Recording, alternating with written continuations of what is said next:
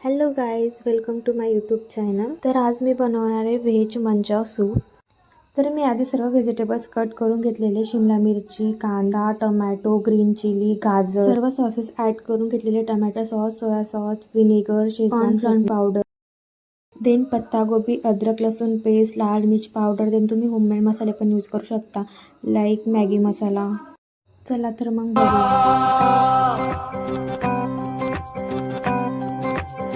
रोशनी ही रोशनी है, चार सू जो चार सू, इश्क है ये इश्क है, इश्क है ये इश्क है, जो छुपा है हर नजर में, हर तरफ जो रूबरू, इश्क है ये इश्क है, इश्क है ये इश्क है, इश्क है ये इश्क है, इश्क है ये इश्क है. तुमसे